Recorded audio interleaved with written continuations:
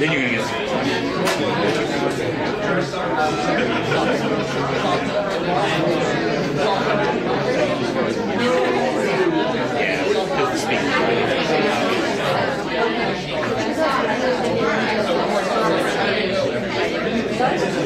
Hey, slow. Check y'all's pages real fast. Y'all should be getting this one. I'm gonna check ours. It's on mine, it's gonna be on y'all.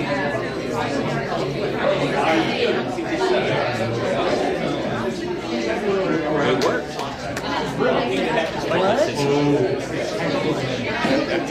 The first one before we did here, the battery went dead. Remember that? The first one we did here for y'all? The battery went dead. I think we're up to 9.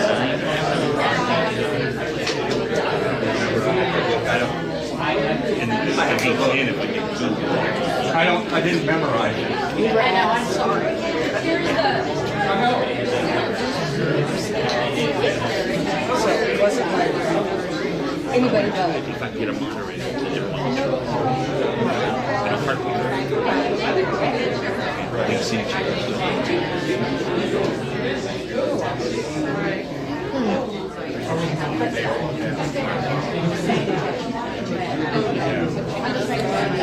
Hi, how are you? To the Canada. I told him. I mean, giving you a holler about. Yes, I heard you run I-45. Yes, you do a fantastic job. We're live streaming this tonight. Okay, that will be fine. Good luck with the campaign. Thank you. Good to see you. Good. Nice to meet you. Yes, nice to meet you. Yes, I think. If I screw it up, correct.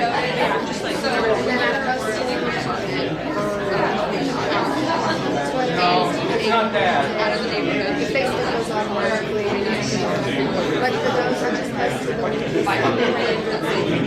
Well, it would have been nice. Sorry, I have to steal it. No worries. It's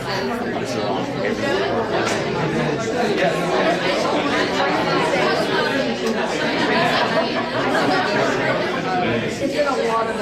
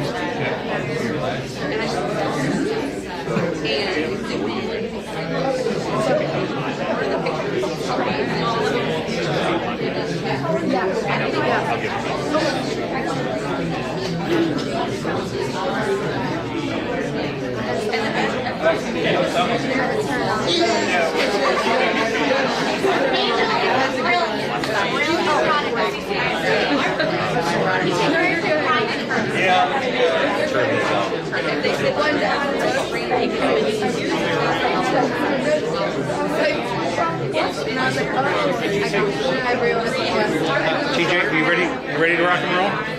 Okay. We're going to get everybody seated. You ready to go?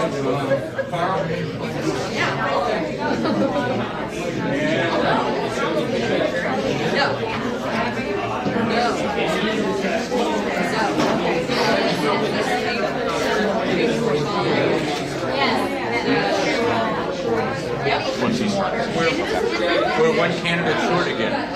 Where's Jeff? I'm going to look at it again.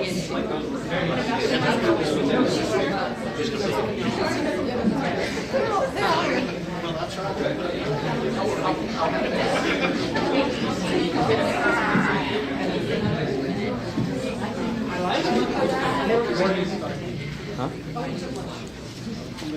To me, it does.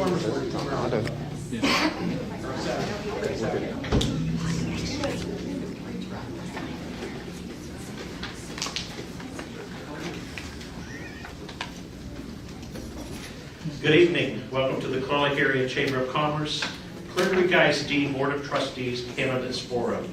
My name is Peter Winchell. I am the Executive Director of Communities and Schools Bay Area, and I chair the Clear Lake Area Chamber of Commerce Education Division. The mission of the Clear Lake Area Chamber of Commerce is to be champions for business success and quality of life in our community. One way the Chamber fulfills this mission is by supporting public education and Clear Creek ISD. A successful school district is vital to the quality of life in a community. It also supports economic success by ensuring a highly educated workforce. Hosting the Candidates Forum every year serves as a tool to inform the business community and area residents about the people who wish to lead our excellent school districts. To avoid distractions, we ask the audience to please turn your cell phones off and refrain from recording the forum or taking pictures during the forum. Tonight's forum is being broadcast on clearlakearea.com and on I-45 Now. Thank you, TJ. We'll begin our session tonight with an invocation. You can remain seated. Blessed are you, Lord, divine source of all wisdom and truth. Tonight, we hear from 5 candidates for the Clear Creek ISD Board of Trustees. These individuals have been called to educational leadership in our community. Lord, open our ears this evening to hear the message of our speakers and call us all to action. Give us the courage and the grace to do your will in response to what happens this evening. Lord, divine teacher, help us to recognize you tonight in the message we hear, in the conversation we share, and in our lives shared in common. And may the blessing of God, his peace and love, rest upon our forum, our presenters, and all those in attendance tonight. Amen. Will everyone please stand for our pledge of allegiance to the American flag and the Texas flag. American flag here. I pledge allegiance to the flag of the United States of America and to the republic for which it stands, one nation, under God, indivisible, with liberty and justice for all. Honor the Texas flag. I pledge allegiance to thee, Texas, one state, under God, one and indivisible. Thank you. You may be seated. Now I'd like to make some brief introductions. First in our audience we have today Chamber President and CEO, Cindy DeWeese. Over here we have our Chamber Vice President, Sherry Sweeney. And if you are on the Clear Lake Area Chamber of Commerce Board of Directors, would you please stand?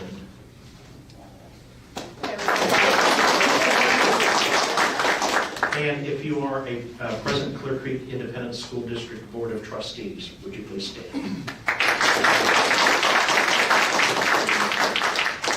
Are there any other elected officials? I know Bob Davey is an elected official from Taylor Lake Village. Any other elected officials? Eric Williams is here. Eric, oh, yes, okay. Superintendent Eric Williams. Not an elected official, but very important to this forum tonight. Thank you.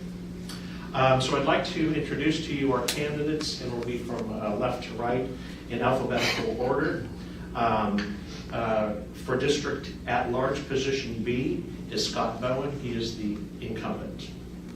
Also for District At-Large Position B is Kirsten Garcia. And for District At-Large Position B, Carl Nunn. Running for District 1 is Jessica Cheka and Misty Dawson. And I'd like to introduce to you now Dr. Glenn Friedman with EduSafe Incorporated. Dr. Friedman will review the format and start the proceedings. Thank you, Dr. Friedman. Thank you. Welcome, everyone. Great to have you here. Good to see everyone. Candidates, thank you all for your civic mindedness and for your willingness to run for this important position. Thank you also to the Clear Lake Chamber for sponsoring the event this evening. We aim to provide a fair and partial forum for voter information. We have 3 goals for tonight. One is to introduce the candidates to the community. The second one is to provide an impartial forum for voter information. And the third is to allow the candidates to express their knowledge and views on issues that affect CCISD and our community. All the questions have been developed and reviewed by the Chamber's Candidate Review Committee. The questions have been framed to elicit responses reflecting how each person would act as a board member or about issues that board members would be expected to know about. Now, the good news and the bad news. Good news is this room is outfitted with audiovisual equipment that would allow you to see the questions as I ask them. The bad news is the audiovisual system is not working. It's our fault, not that's all bad. It's me. In lieu of that, I will speak slowly. And secondly, Sherry has copies of the questions so that the candidates will be able to see the questions as I'm asking them. In other words, Plan B. Now to the format. Please note that all the questions have been reviewed by the committee, as I said, but the candidates themselves have not seen the questions, although they have been briefed on the format. And here's the format. Our aim is to keep everyone interested and to keep the evening moving along. So first, there will be introductory comments from each one of the candidates. These will be 90-second comments. Second is a section called The Big Issues. Candidates will be asked about critical issues facing the Board of Trustees. These will be 60-second responses, and there will be 2 rounds. Next, a section called Nuts and Bolts. This section will deal with the actual role, the nuts and bolts, if you will, of being a school board member. Each candidate will have 60 seconds to respond, and there'll be 2 rounds. Fourth is the Fast and Furious round. It's a set of 20 questions. Each candidate in turn will select a number that corresponds to a question, and they'll have 30 seconds to respond, and there'll be 3 rounds. And then finally, closing comments. Each candidate will provide a 60-second closing comment in the reverse order that we have for the introductory comments. So, it's time to get started. First, the introductory comments, and as I said, these are up to 90-second opening comments. The candidates have also been briefed about the timing, which will be at the table right here in the front, with green, yellow, and red flags. And if you see the red flag, that means your time is up. Now, if I may ask all of the candidates to turn on your microphones, make sure the green button is pressed, green button is on, press the button at the bottom of the microphone. There you go. And all sneezes will be recorded for posterity. The order for the introductory comments will be by last name, alphabetical order. Again, we will start with District 1, Christine Cheka, followed by Misty Dawson, and then at-large position B, Scott Bowen, Kyrsten Garcia, and Carl Nunn, and we'll rotate the order as we go. And with that, Ms. Cheka, your opening comment, please. Thank you. Well, I want to start out by saying thank you for this opportunity. It's nice to be able to speak to the community. Forums like these inform our voters about getting to know the candidates. So my name is Jessica Cheka, and I'm running for District 1. I'm a mom of 3 girls, and for the last 20 years, I've been in the education realm. I have a bachelor's degree in mathematics from Texas A&M University and 2 masters in education from U of H Clear Lake. I taught middle school and high school, and I was also an adjunct professor at Galveston College. While I was teaching, I spent my summers at NASA working with an education program and eventually took a role as the education manager of a NASA student and teacher STEM program. So I'm currently a local real estate agent, and I'm also active in the PTA as our executive board at my daughter's school, and I'm also a Girl Scout leader.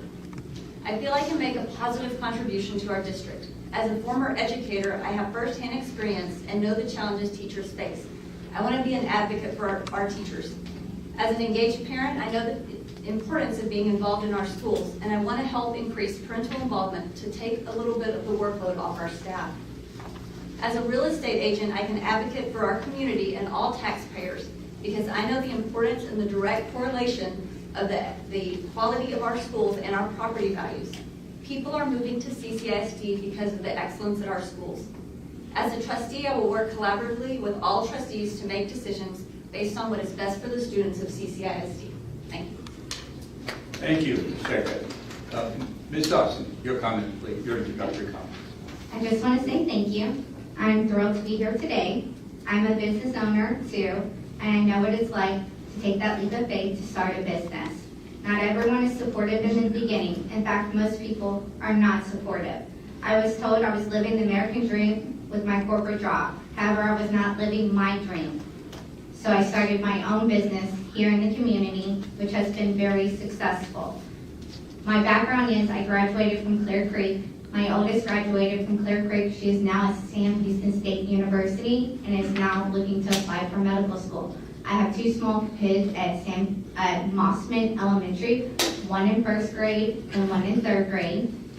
I was a controller for over 12 years. I had 35 employees underneath me, so I know what it's like to do budgets. I know what it's like to do financials, and I now have a business that is very successful in the area, and it is probably one of the largest, if not largest, pool business in the area. So thank you. Thank you, Ms. Dawson. Mr. Bowen. Howdy. My name is Scott Bowen. I think I've met most of you already. But I was first selected 3 years ago to the Board of Trustees. I ran because I went through these schools. Graduated from Ward Elementary, the WAVE program at Webster Intermediate, and Clear Lake High School. And then my younger 5 siblings all went through those same schools also. And so I've seen the district change over a period of 25 years as I've lived here. After I got my chemical engineering degree at A&M, I came back to Clear Lake to work in that industry. And being on the school board has been an opportunity to give back. What I saw when I ran was I saw unanimity. I did not see open debate happening on issues, and brought that to the board. I think the challenges we faced over the last 3 years have been monumental for education nationwide and in this area, but I'm very proud of what we've been able to accomplish. We hired an excellent new superintendent. We handled the challenges of COVID as best we could while still maintaining student and parent rights and reopening as quickly as we could to avoid the learning losses that we've seen all over the country. And I still think we have a lot of work to do. So that's why I'm running for re-election, is to make sure debate keeps happening on important issues, but also steer us through the challenges that we're going to face over the next 3 years. Thank you, Ms. Bowen. Ms. Garcia. Hi, good evening. Thank you for this opportunity to address the community and to get to know, for you guys to get to know us so that you can make your informed decisions when you go to the polls on May 7th. My name is Kirsten Garcia. I am a former English teacher in CCISD. I'm a mom to a kindergartner and a preschooler. I've taught sophomore, junior, and senior English and led a successful student council program over the last 7 years. I'm passionate about growth and education, and I saw a need in the board for the voice of an educator, someone who can bring to light the current challenges being faced in classrooms and in our changing world.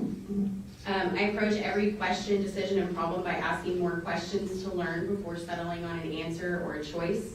And I have spent the last 7 years making every decision based on student needs as demonstrated by student data. I've also spent a lot of time collaborating with large and diverse teams of educators to come up with creative and differentiated solutions to meet the needs of every student, and that's exactly the perspective that the board needs. Again, thank you for this opportunity to address you guys, and I hope you learn everything it is that you're looking to learn tonight. Thank you, Ms. Garcia. Mr. Nunn. Thank everybody for being here, and thank the members who are running. This is both enlightening and scary at the same time. So it is enjoyable. It's been a great learning experience. I've lived in the district for 16 years. I'm a graduate of Lamar High School down in Galveston County. It used to be a great school, but then football interjected itself. I live close to the school. I have 4 kids, and 3 now at Springs. Well, 3 will be at Springs. I have a 2020 graduate. My wife works for the district. She's worked for it for about 9 years. She started doing that after it got too quiet in the house when the kids went to school. I currently serve as a police chief in the area. 27 years as law enforcement. That's been a unique experience as well. I'm retired from the United States Air Force. I currently serve on a safety and security board for the Odyssey Academy, which is a charter school. I've served this district both on booster clubs, PTA, and as an SLO, walking the halls of the elementary, intermediate, and high schools. That's a really neat opportunity there. It was paid though. I coached Little League for 17 seasons, and I want to add what I can to the public service round and the school board as your trustee. Thank you all very much for your introductory comments. Now we turn to the questions. Candidates are going to be asked critical questions facing the Board of Trustees. These are 60-second responses. They'll feature different questions for each contested race, and there will be 2 rounds. We'll start with the at-large position B, and Ms. Garcia, you will lead off on this one, followed by Mr. Nunn and Mr. Bowen. Keep rotating around, and then I'll come over here to District 1. So here's the first question, Ms. Garcia. The pandemic has led to serious disruptions for many students, with educators concerned that students have fallen behind academically and/or may have emotional or behavioral issues. What should the board do to support the administration as they address this post-pandemic environment? So I can speak to the truth behind this from having been in the classroom. As far as the board's role in this, I think that the board needs to support administration in providing opportunities to rebuild school culture. Having stayed home and with some students being online and not on their home campuses, the culture is not the same. And I think that contributes a lot to these emotional and behavioral issues, the things that we see happening in the bathrooms. And so not only supporting the administration, but also challenging them and holding them accountable for implementing these things and prioritizing them at the same level that we prioritize our students' academic achievement, because their academic achievement is tied to their emotional and behavioral health and learning just as much as it is to any other basic need that they have. Thank you, Ms. Garcia. Mr. Nunn, your response to the question. I do definitely believe that the board should be supporting the administration as well as the teachers, but also the parents. It's important for us to understand that some of these kids went through a whole lot, you know. I'll use my kids for example. 2 of my kids, well, my youngest one was very good at computer work. My 2 middle ones, not so good. They were more social people. So them going back into school was very important. But with them being quarantined for so long and in and out, it was hard. It's still hard. We still have to drag them out of bed in the morning. So support, you know, getting back to the community culture of doing things the proper way, understanding that these kids are just as accountable as all of us adults. Thank you. Mr. Bowen, same question. Yes, in my opinion, the first thing we need to do is make sure it actually is a post-pandemic environment. And we've gotten away from most of the restrictions, but there are still separations in lunchrooms for elementary students in some schools. And there still is something of a culture of masking in some of the schools as well that I hope kind of goes away with time. But we need to encourage attendance again. We've seen lower attendance rates. Even as everyone is back in brick and mortar education, we need to address discipline and make sure that teachers feel supported by the administration in controlling their classrooms, and that there isn't a restriction imposed on them in terms of disciplining students. And then we need to identify students who have experienced the most dramatic learning loss and make sure that we have that targeted intervention for them to catch them up to where they need to be. And that is something the district is very active about doing, but it's not there. The red flag went up, and the candidate stopped speaking. My congratulations, Mr. Bowen. I was just reminded that it takes a second before the camera can switch back and forth between folks. So if I may ask all of you candidates, hang on just a second before you answer to be sure the camera is on you. We want your lovely faces here for every single word. Now, the next question is for District 1 candidates in the reverse order that we went before. So Ms. Dawson, you'll be leading off. And here's the question for District 1. In your district, what are one or two of the biggest issues facing District 1 in the coming 3 years that would be your term? And what would you do about them? Biggest issues, I would have to say, is the fact that the students are falling behind because of COVID. We need to focus more on education and less on social emotional learning. A generation ago, the United States was ranked first in the world on higher education. Washington Post says our students are falling behind. We have to focus more on education, reading, writing, math, and we need to get back to education. Thank you. Ms. Shepard, the same question. What one or two biggest issues in District 1 in the coming years, and what would you do? Well, I agree the first biggest issue is going to be that transition back to COVID that all the candidates have spoken about. It's been very challenging the last few years. A lot of students did stay online, and so that transition back to the classroom, not only working on their academics, but also the social skills. We have problems with bullying in our classroom, and I think part of that comes from those students being away from each other for so long. And so I think working with the counselors to figure out how to address that, and then working with the staff to see what they need to help with that as well. The second issue I would say would be the staff retention. CCISD does a really good job at that. We are currently at 89%, which is higher than the state average, but we're going to be losing teachers over the next few years. So we have to stay competitive. The new teachers leave at a higher rate, so we need to make sure that we are finding those mentoring programs, helping the teachers get into the schools and being part of that culture so that they want to stay in our district and teach our students. Thank you all very much. Now we'll switch back to the at-large position. Mr. Nunn, you will be leading off this time. And here's the question.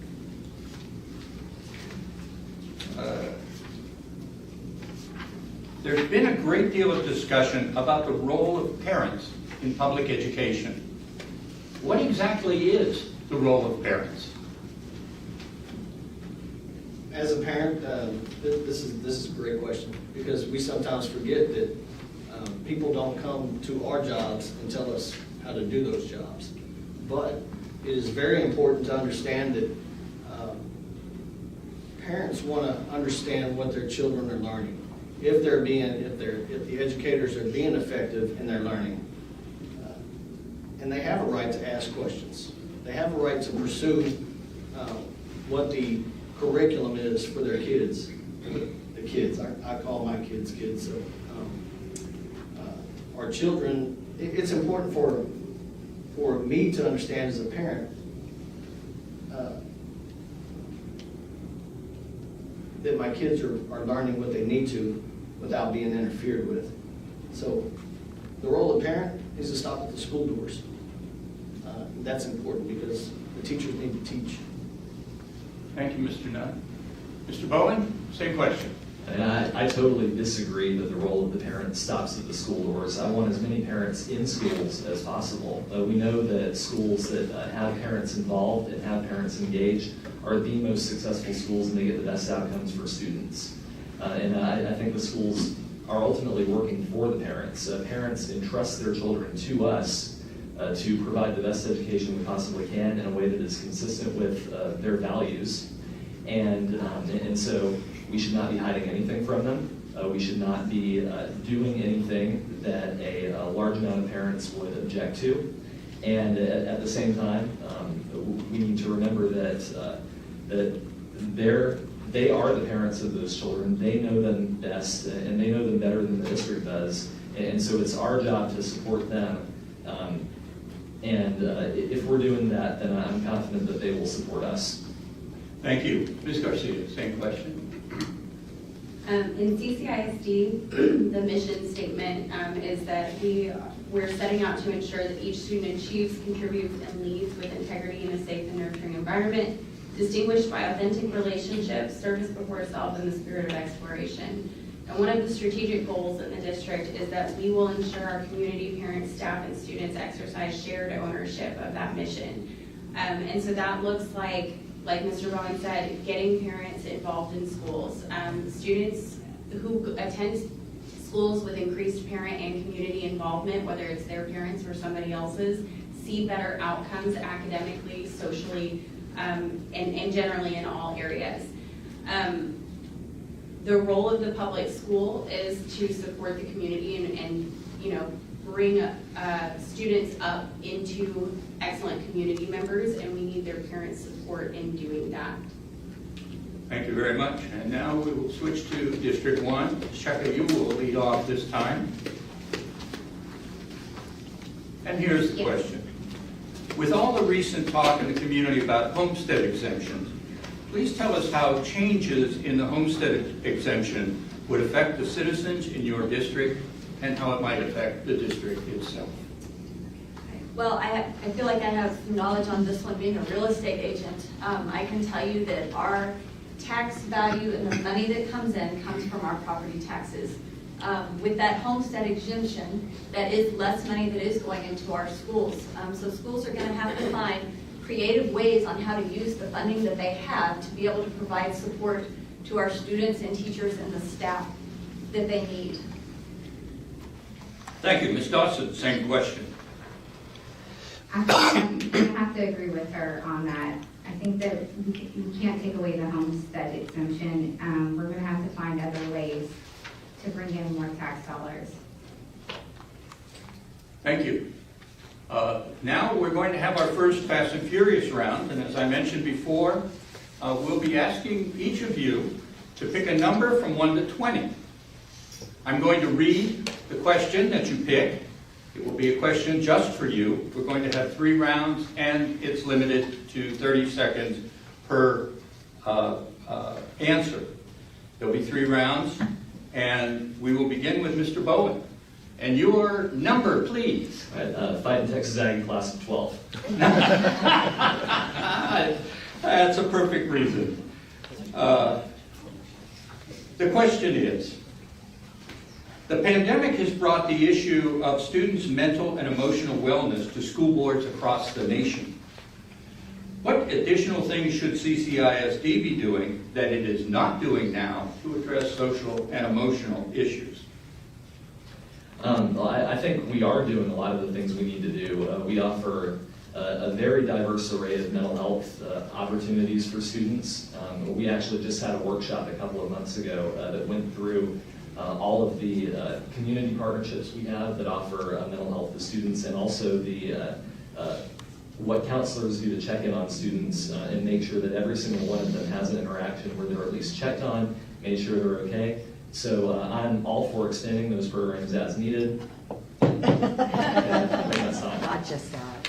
Thank you. Ms. Garcia, pick a number between 1 and 20, please. I'm going to have to go with Fighting Texas Aggie class of 11. Ladies and gentlemen, there seems to be a pattern. Question 11. Pretend a company is considering moving to our area. The site selection agent for that company asks you how good the schools in CCISD are. What do you say? I say the schools are exemplary. I mean, if you look and ask just about anybody who has moved into this district in the recent past, most of them, the ones that are families at least, will tell you that a large factor of their decision was the schools. I know for me personally, I grew up here. I attended Clear Creek High School. I've taught in Clear Springs High School, and my children will go to Clear Creek schools. Thank you.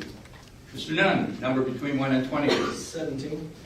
Okay, does it have any affiliation with any known university? Number 17. In your mind, name 2 great things about Clear Creek ISD, and why did you pick those 2? Well, there's a whole bunch. It is an exemplary school. People move here for the school district. We're associated with NASA. We have lockers that are in space on the International Space Station. We have kids at Clear Springs that build airplanes that actually fly. We have at Clear Brook, I believe the kids put together a Da Vinci robotic operating machine that they taught the surgeons on. Thank you. Ms. Sheka, a number between 1 and 20. Well, I would say that the other two Aggies that are running make me feel very old, because class is 99. I don't have a question. I guess I'll go with 9.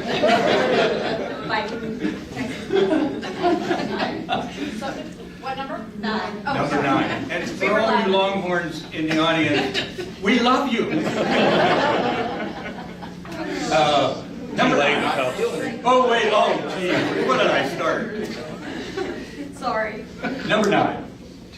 A parent calls you because she says her child is being bullied and discriminated against. What do you do? I think the first thing is to really listen to the parent. I think if a parent is reaching out to a school board member, they feel like they've exhausted all their options. I hope that they've talked to the teacher. I hope that they've talked to the principal, the counselor, to get them involved to see what the problem is and how we can fix that. But then as a board member, I would bring it up to the board and the superintendent and say, you know, what can we do to fix this? Bullying is a problem in our schools, and we need to make sure that we are helping those students to get the support they need, and we want them to feel that they're supported by us. Thank you. Ms. Dawson, number between 1 and 20. I will go with number 7. Number 7. This is an agree or disagree, and why? School board candidates should not accept funds or support from political groups as the elections are nonpartisan. Agree or disagree, and why? Well, I'm personally self-funded, but I do think that you should be able to take funds from political groups. Thank you. Ms. Bowen, back to you. If you had another degree, that year would be good too. 17. I do. Is that already taken? All right. 17 was I'll go taken. with the next prime number up. 19. 19. Going with primes now. That's great. Here's the question. Some say school board members represent students. Some say boards represent the district. Some say they represent parents, and some say the taxpayers. Pick one. Who do you represent most of these choices? I would say the group is citizens, which captures all of those, and is in fact who votes for us. We represent the entire community, and everyone in the community, whether they're parents or not, whether they're taxpayers or not, has an interest in the schools doing well and providing the best opportunities possible for every student who comes through our doors. So I would say that is who we represent, not any individual group within the community. Thank you. Ms. Garcia, your number, please. I'm going to have to go with number 1. Number 1.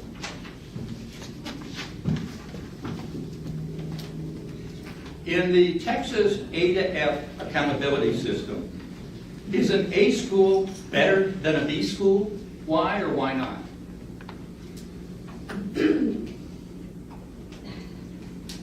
Yes. In the Texas accountability system, one of the things that is considered is state testing scores, which are not always the most accurate picture of where a student is, especially for our students, our special education students, or students who are not particularly good at standardized testing.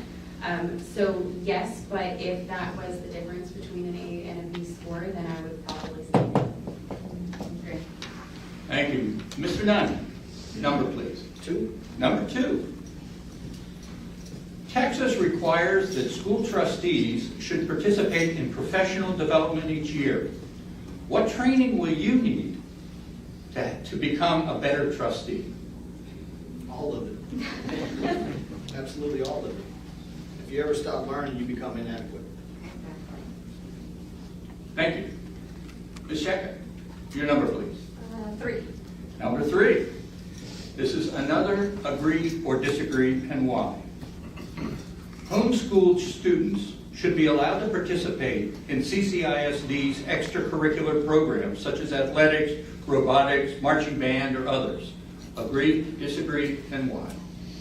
I think this is a tough one, but I think I'm going to say I disagree on this one. I feel like whenever we have students involved in extracurricular activities, whether it's academic type things as robotics or athletics, they're a team, and those students build that bond. And so they are in school together, they are working together, they are in class, they usually are at some class time during the day, they're together working on whatever that sport is, and I feel like they build that bond. So having those homeschool students makes that a little challenging.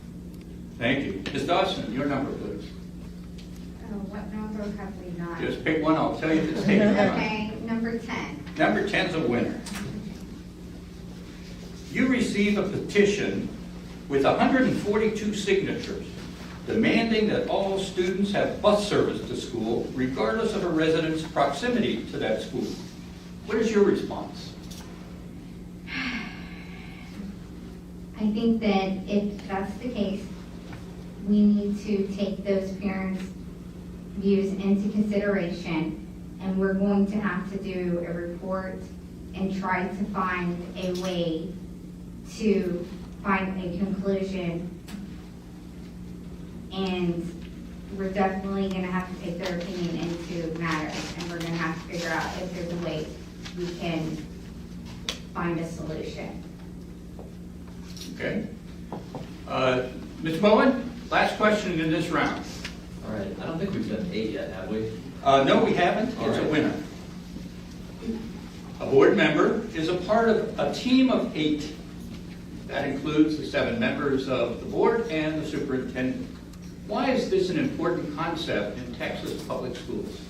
I think everybody has to work together in order to succeed. You have to know that you're all following a common goal, which is what is best for students. But I think a lot of times this concept is abused, and it is the concept of a team of 8 is used to imply that if you dissent from the rest of the group, you're not necessarily on the same team, and that's not true. I think a functioning team of 8 can accept that sometimes members of the team disagree and still have good intentions. And so that's how I always try to operate. Thank you. Ms. Garcia, your last question in this round. Has number 2 been taken yet? Yes, it has. How about number 3? Yes, 3, but 4 is open. 4 it is. A school board member is expected to be an advocate for public education. What does that mean to you? Being an advocate for public education is something I'm particularly passionate about. This looks like a lot of different things. It means keeping parents informed about legislative decisions that are being made that are going to impact their students. It means forming relationships with local and state lawmakers to advocate for the needs of our students, as well as being involved with local committees and things that are happening in the school district. Thank you. Mr. Nunn, number please. 5. 5 it is. A parent asks you, what is a school bond? What do you say?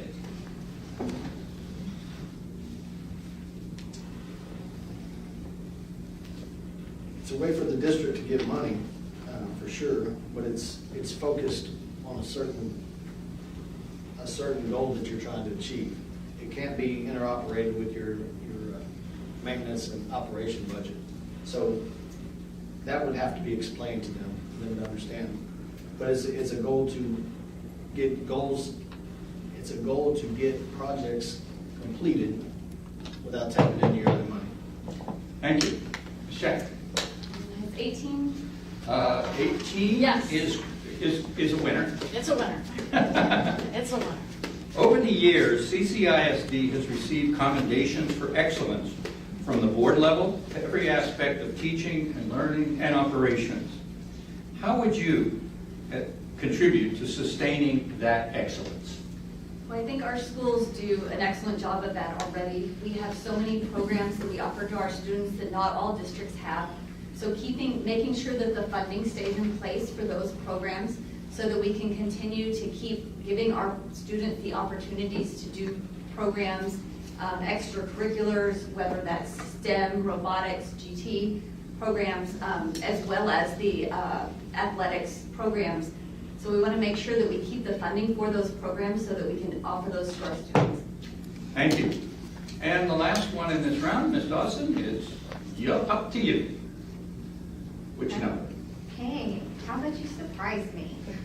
No, you surprised me. I've seen them, so no. Okay, 2. Number 2's been taken. 1. Taken. Oh, wow, they got that low? Okay, 11. Number 11. Nope, sorry, that was taken too. We need to be. Yeah. We have 14, 15, 16, 20, and 13. Let's go 13. Okay. Lucky 13. Someone asks you if you favor cutting property taxes. And if so, specifically, not generically, specifically, what would you cut from CCISD's budget if you did reduce property taxes? Well, I do support property taxes if we can afford it. If we cannot afford it, I do not support it. We would have to look at the budget and look at our wants versus our needs and see if it's something we can even do. And I don't want to make any promises that I cannot keep. Thank you. Time to turn to the next category, which is the nuts and bolts round. And this section will deal with the nuts and bolts, as I mentioned, of being a school board member. Candidates will have 60 seconds to respond. There'll be 2 rounds, and everyone will have the same question in this round. Ms. Dawson, we finished with you in that round, but it's your turn to start this round. Lucky. And here's the question. The board as a whole is responsible for approving the superintendent's goals and assessing progress toward meeting those goals. The current goals for the superintendent are budget development, student academic growth, personalized learning, instructional best practices, literacy developments, and mental health resources and support. Which of these do you value most highly, and how is the district doing, in your opinion?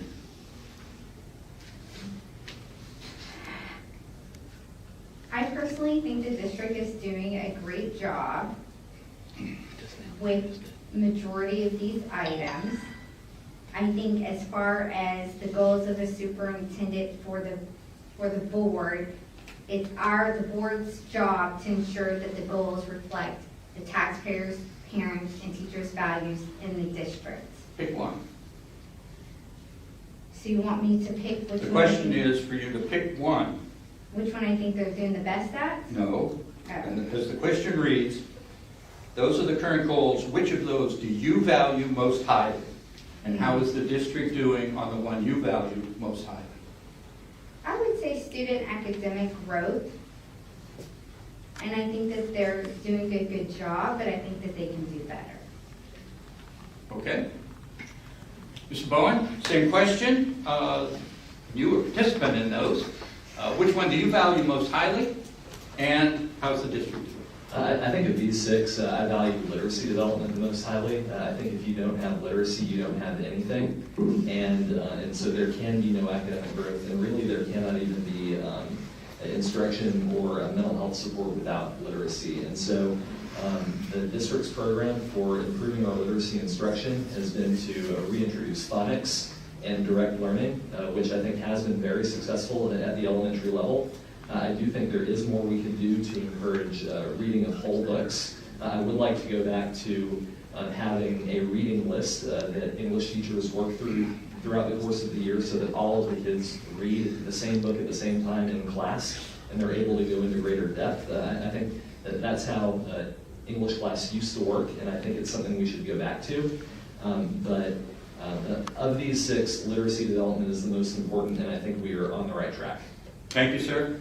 Ms. Garcia, which one would you choose? And how is the district doing? I'm a little biased. I was an English teacher here in CCISD, and I think The most growth that I experienced as a teacher was in CCISD, learning how to teach English with our workshop practices that we do. We have seen huge leaps in our students' literacy development. Self-reported students are saying that they read more, are making better choices for themselves. And I absolutely refute what Mr. Bowen said. Our teachers are going into depth with the text that our students are reading.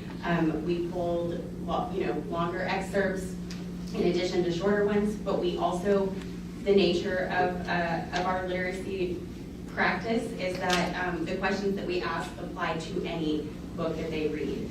But this also ties into the personalized learning goals as well as instructional best practices because all of those things are encompassed in our workshop style method of teaching. Thank you. Mr. Nunn, of those, which one do you value most highly, and how is the district doing? I would say budget development. Everything that we do is based on budgets, and if we value everything that's on this page, by doing our budget correctly, we could probably add to all of them. They're all great things that you can add money to, but CCISD, it's a great school district. It's an A- school district right now, but it's great. It's 13 out of 100 companies listed by Forbes for America's best places to work. We have great teachers. We have great parents. We have great administrators. So I would say budget. If we developed our budget right, we could do the rest. Thank you. Ms. Sheka, your response, which one do you value most highly, and how's the district doing? Well, I think all of these goals are really important, but I think I would have to pick student academic growth. As a district and as a board, we need to strive to provide a solid foundation in the K-12 setting for our students to succeed in the next step of their journey, whatever that may be, whether it is going off to college, a trade school, or going straight into the workforce. Those students have a better opportunity to succeed when they have a solid academic foundation. And so I feel like that academic growth is going to be what's the most important for those students. With that being said, I think that it's very important to be supporting our teachers so that they can provide that academic growth to our students. They are the ones that are in the classroom every day fostering those students, educating them and giving them the skills they need to step into the workforce. Thank you very much. So the next question will be starting with you, Mr. Nunn. The National School Board Association says that one qualification of a good school board member is that he or she is data savvy. What district data are you savvy about, sir? And what insight can you bring us about that data?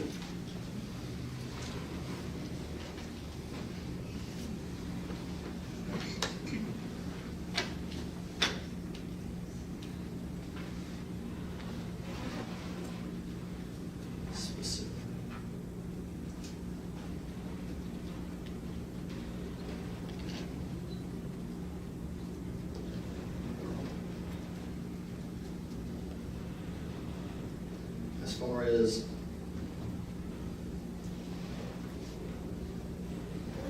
I'm not real sure what the question means. Is there any data within the district that you feel confident and capable of providing the audience some insight about? That we're the 30th largest school district in the state. We have over $330 million for teachers' salaries.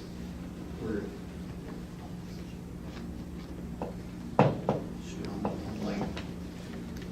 Thank you. Mr. Bowen, you were next on this list. The question was about one qualification of a board member being data savvy.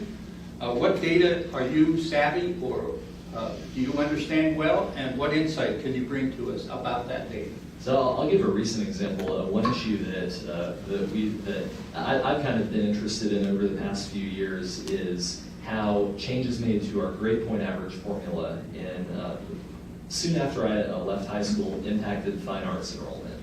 And after those changes were made and the GPA cap was eliminated, every single class counted towards students' rankings. And so students felt a lot more pressure, especially the ones who were chasing valedictorian or chasing top 10%, to enroll in as many AP classes, pre-APs, and honors classes as possible to boost their GPAs. And unfortunately, entry-level fine arts classes don't have those same options available. And so I've heard anecdotally from many teachers of those subjects that enrollment has been impacted in our extracurricular programs. So that's an example of something that can be corrected using data, and I'd like to do it. Thank you. Ms. Garcia, your response to this. I mentioned test scores earlier, and that's one of the places that I am most savvy about, having experience specifically in the classroom with teaching a STAR subject for so many years. Our district has done a very good job of consistently keeping STAR scores high, even staying higher than the state average after the pandemic. But some of the insight that I can bring about that data is that it is not a full reflection of who a student is or what they are good at or capable of. Often we look at that as being the metric for how we're doing in the classroom, but we also, at least in the English classrooms, look to feedback from the students. How do the students feel that they're doing? Can they have a conversation about what they're reading and explain why it's credible or not credible, or explain the literary value in it? So data is not always the end-all be-all. Thank you. And for District 1, Ms. Checker, we'll begin with you. What data are you savvy about, and what insights can you bring to us? Well, being a math major and having taught calculus and statistics, numbers are kind of my thing. So as a board, I feel like we would look at assessments and statistics, and we would review those numbers to see what way we can use that data to make improvements. Because even though we are an excellent district, there are always ways we can improve. And so I think we need to be open to that idea and know that however good we are, we can always be better. And so that's very important to look at those numbers and statistics that the teachers, the administrators are providing us to make sure that we are making those strides to stay on top and stay at that excellent level. My education degree is a master's in instructional technology, and so technology pulls in the data from that. And so that means it's ways to teach the teachers how to help those students succeed and figure out what ways we can impact them. Thank you. And Ms. Dawson, your response. Well, there's a massive amount of data out there. We need to look at all of it. During COVID, the kids have fallen so far behind due to online schooling. We need to figure out how we can get the kids caught up. This is very important to see. We need to be looking at reports, and we just need to get the kids caught up. Thank you. Well, it's time for the second Fast and Furious round. Another set, completely different set of 20 questions. Each one of you would have a chance to choose from 1 to 20. And Ms. Dawson, we'll start with you this time. Which number would you like? I will go with 7 again. Number 7? Yes, sir. Okie doke. The number of at-risk students in CCISD is increasing. Why is that happening, and what are the implications for the district? Okay, when you're saying at-risk students, what are you talking about? I'm talking about the designation that the state and federal government uses to identify at-risk students. Okay.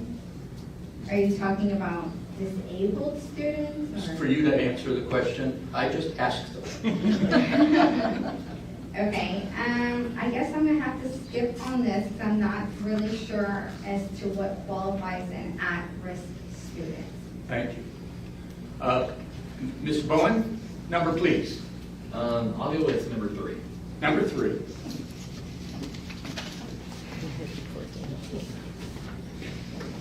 I will mention the names of 2 high-profile CCISD initiatives. Please tell us what they are. 1, Leader in Me, and 2, Robotics, Coding, and Computational Thinking. What are those things? Leader in Me is a leadership program mainly in elementary schools that is based around the 7 Habits for Highly Effective People. It is mostly funded by the Clear Creek Education Foundation through the generosity of Houston Methodist. And And robotics, coding, and computational thinking is about what it says on the tin. It is a program that is in a few of our elementary schools, and we're expanding it to more for encouraging students to learn coding and computational thinking. Thank you, sir. Ms. Garcia, number please. Number 11. Number 11. Over the past few years, we've seen an uptick in bullying, disrespectful and uncivil behavior by adults toward teachers, toward the board, and toward other school personnel. What, if anything, should be done about that behavior? One of the things I mentioned earlier was challenging administrators to really invest in developing school culture, and doing that means inviting parents into schools. Implementing positive behavior programs in schools is something that reaches out also into the home life. TEA provides some resources on their website for parents to use at home, and so I think that inviting. Thank you. Mr. Dunn, a number please. 17 again. 17. There are two biases that often affect board members' decision-making. One is confirmation bias, or seeing what we expect to see and already believe. And the other is desirability bias, or seeing what we want to see. How do you combat these common tendencies when making decisions? By sitting down and having critical conversations and respecting each other's opinions. I think we've forgotten that along the line, that you can actually do that. It is important for us to respect the decisions of our colleagues. You know, they're up there just like us. So the value that they bring is important. We need to see that. Thank you. Ms. Sheck, a number please. 9. Number 9. Over 95% of CCISD students graduate. Should the district track these students after graduation to assess the impact of their education on their readiness to contribute to society? Why or why not? I think it's always good to have assessments at that level. I think a lot of times we lose sight of that because once they've graduated, they've moved on, they're not a part of this district, but they are, because a lot of them come back to this district. A lot of people go to college and then come back. I for example, went off to A&M, and then when I came back, I went to teach at the high school I went to. So I think it's important to track that, and because they are going to be community members here in our area, and they can be valuable input to us. Thank you. Ms. Dawson, number please. Let me go with 10. Number 10. Okay. An elected school board is responsible for district governance. The superintendent and his staff are responsible for district management. Why is this an important distinction? Okay, the responsibility of election for district governance, superintendent staff responsible for district management.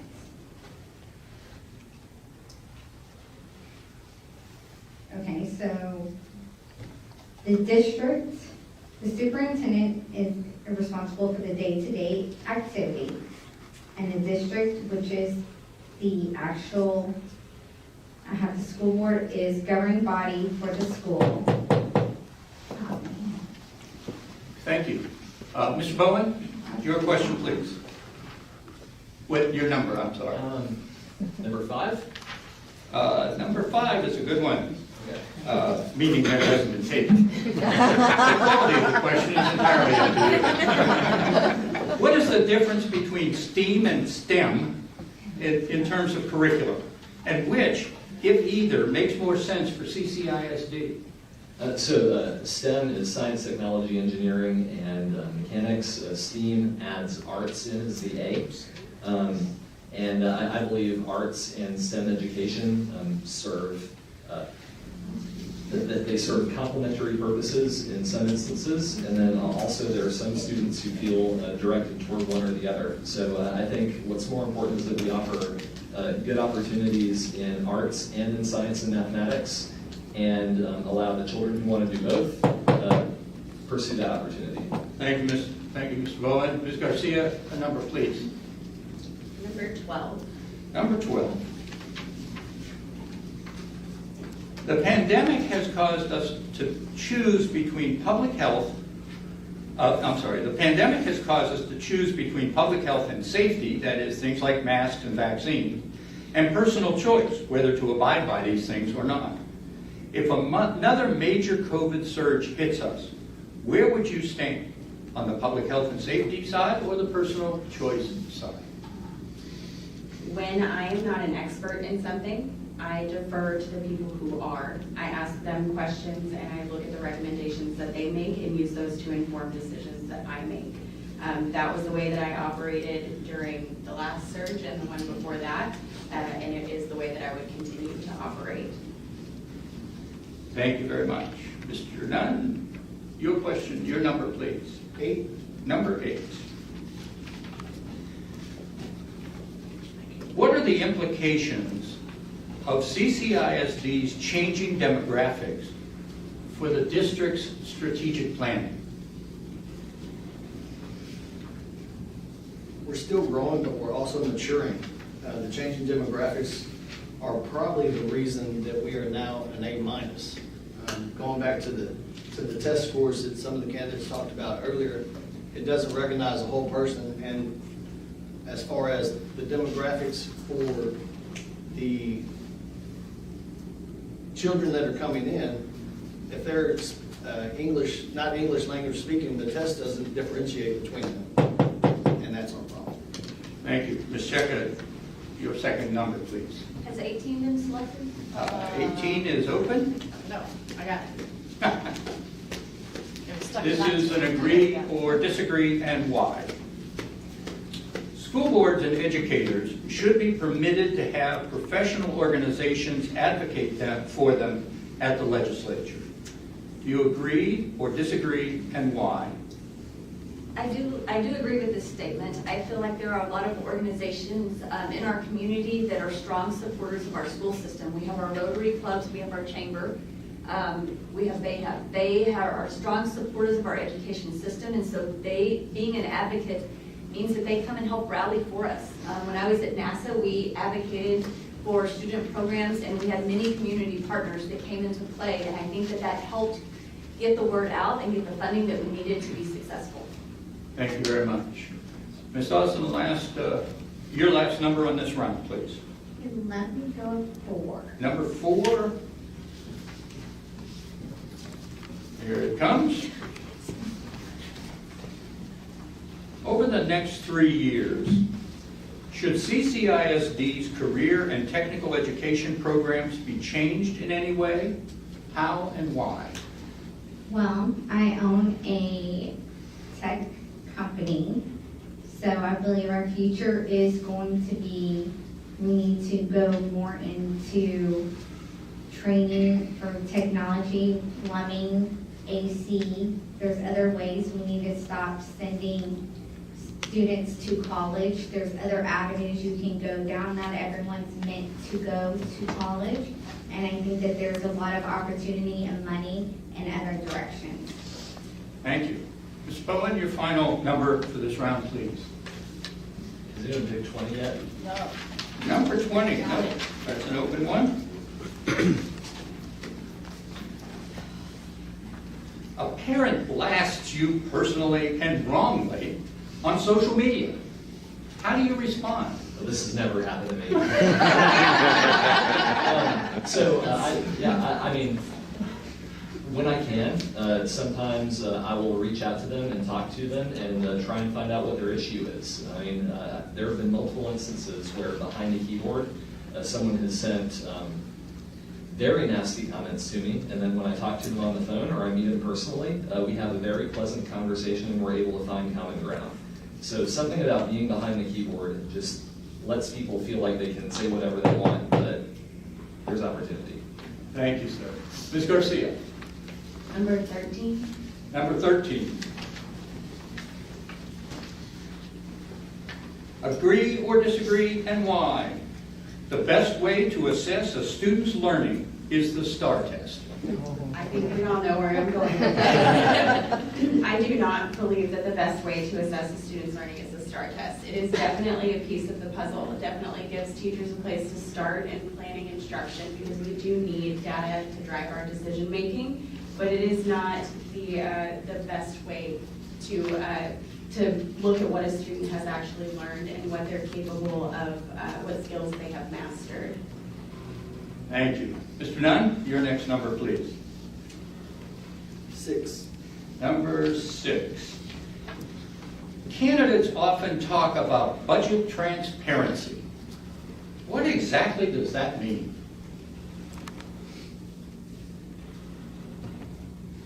Understanding it, for one. The budget, I believe, was 46 pages. So to be transparent about it, being open and clear about what we pay for, how much services cost for food, for educators, for administration.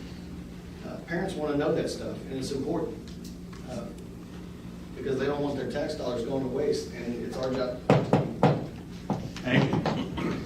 Campus Fusions. Ms. Checa, last one in this round, please. 17? 17's been taken. 16? 16's a winner.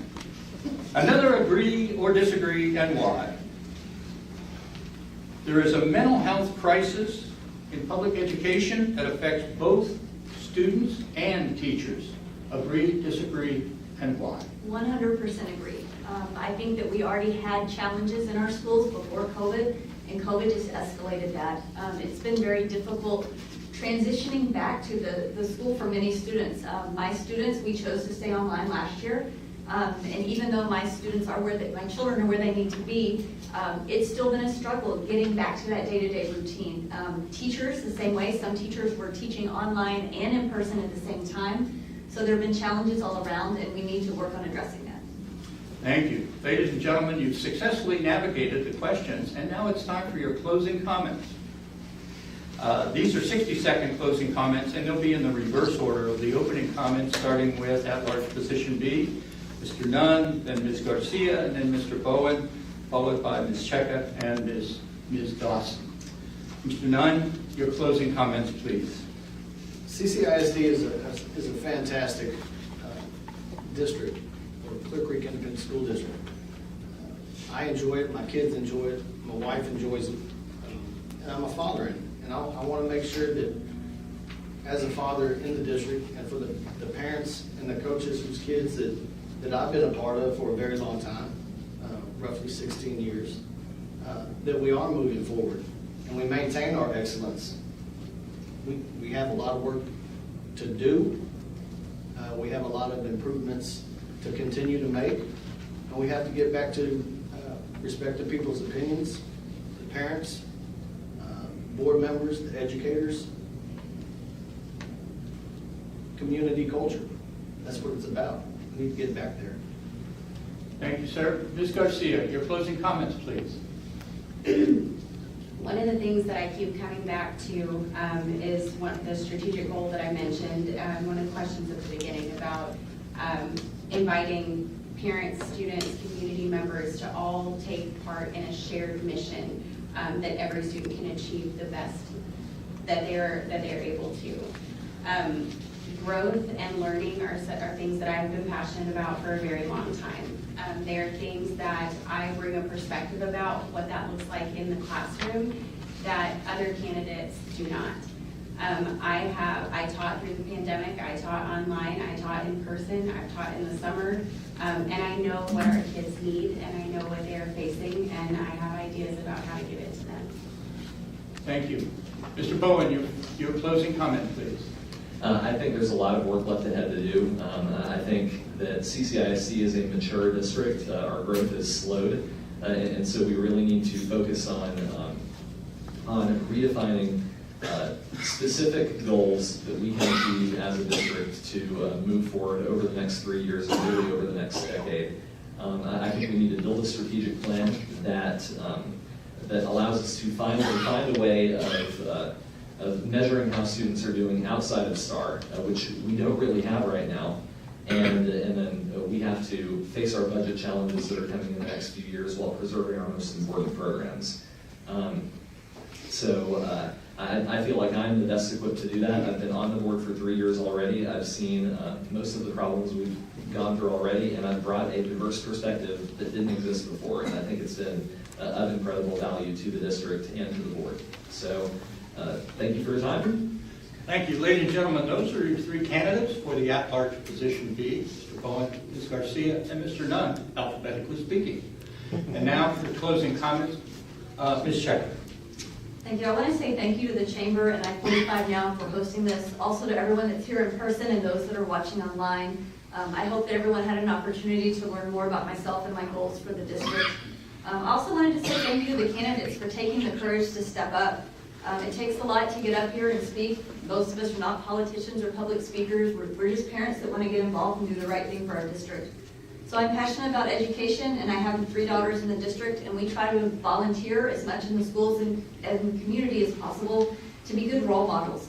I'm committed to fighting for what is right, and my decisions as a trustee will be based on what is best for the students of CCISD. I've dedicated my professional career to education, and I want to continue that dedication by serving on the board. I'm running for this position to ensure that our district continues to move in a positive direction, and we can offer a vast array of opportunities for our students. I know I can make a difference, and I would be privileged to represent District 1. Thank you very much. And Ms. Dawson. Okay. CCISD is my home. I'm here to fight for the taxpayers and to make sure that we're going in the right direction. The board needs to listen to the parents and really listen. We need to keep politics out of the classroom. Policy is political. At least I'm being honest when I tell you where I stand. I'm trying to be honest on all issues, and all I can do is promise to be honest on where I stand on all issues. Thank you. Ladies and gentlemen, your candidates for CCISD District 1, Ms. Checker and Ms. Dawson. And with that, the questions and the comments conclude. I'd like to turn it back over to Dr. Winchell.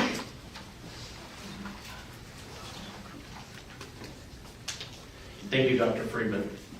This does conclude the Clear Lake Area Chamber of Commerce CCISD Board of Trustees Candidates Forum.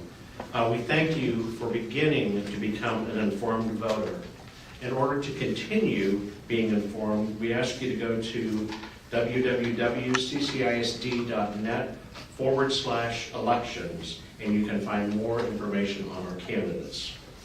The Clear Creek Independent School District Board of Trustees will hold regular elections for the following trustee positions on Saturday, May 7th, 2022.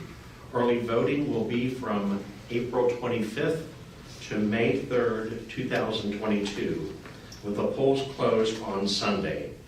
Early voting locations are CCISD Education Support Center on East Main Street in Lake City, Creekside Intermediate on West Main Street in Lake City, Learning Support Center on Falcon Pass in Clear Lake, Westbrook Intermediate on West El Dorado in Friendswood.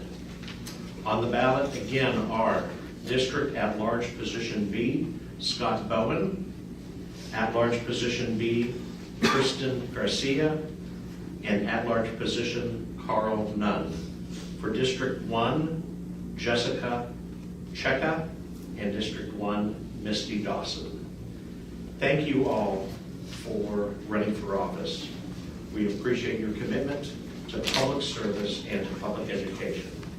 Once again, our thanks to each of our candidates for participating, our host, the Clear Lake Area Chamber of Commerce, our moderator, Dr. Glenn Friedman, and most importantly, thank you all for coming, for viewing, and for caring about the future of Clear Creek ISD. Have a good evening.